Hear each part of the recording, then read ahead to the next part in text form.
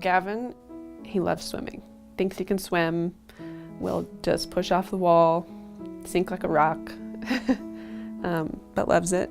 So Gavin is diagnosed with autism, and then we had Bryce evaluated, and his came back with just what they're called developmental delays. Bryce likes to jump on the trampoline to level 10, as he would describe it, to go as high as he can, and always has to be first at everything, whether it's running or biking. He's first, and then he always tells me, "Oh, Daddy, it's not a race."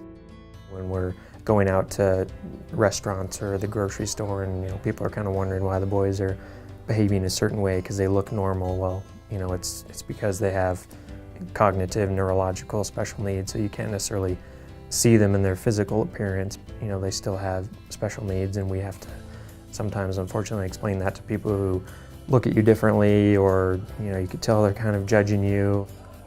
There's a lot that goes into parenting special needs kids that, to be honest, it's just exhausting. There's so many things to think about, and always being on top of the boys, and by the time they take a nap or they go to bed, you just want to lay down on the couch, and you don't want to do dishes or even watch TV. By the time they're down at 8 p.m. at night, you just want to go to bed.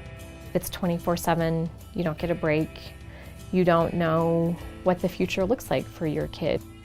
The burnout rate is really high for caregivers and parents when they don't get any kind of respite.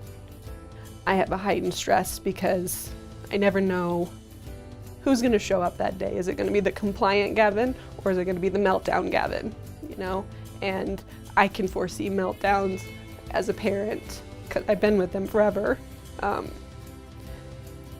Other people can't.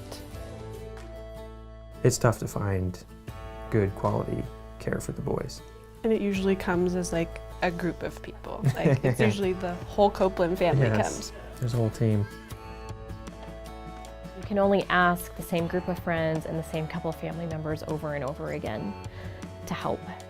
So honestly, I set it up from the perspective of, what do I need for my child who has significant medical needs, and what do I need for my daughter who feels stuck in this place of having a sibling with special needs and not knowing exactly where she fits. As little time as it seems, 4 hours a night every other month. I can't tell you, in the weeks leading up to it, it's, okay, Night Lights is next Friday, right? It's, we're looking forward to it, we're planning what we're gonna be doing, and it's just, it's really a great time for Corey and I to spend together.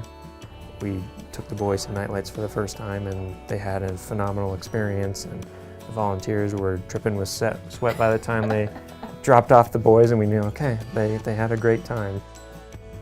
When you donate, I think you're donating to a very worthy cause, and it's an opportunity to reach out and help a family who may not have help otherwise. It's an opportunity to reach that entire family, that whole family, and say, this is an evening that is just for you. This is your time away. This is time for your kids.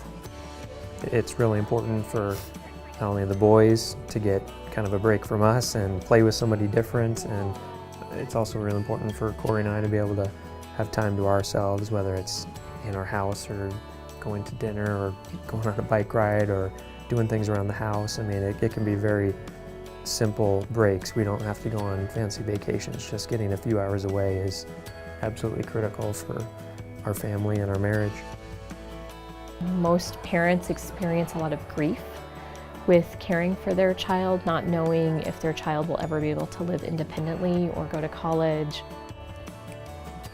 A lot of our hopes and dreams aren't any different than a typical family's hopes and dreams for their kids. It's just the way we get there that's a lot different.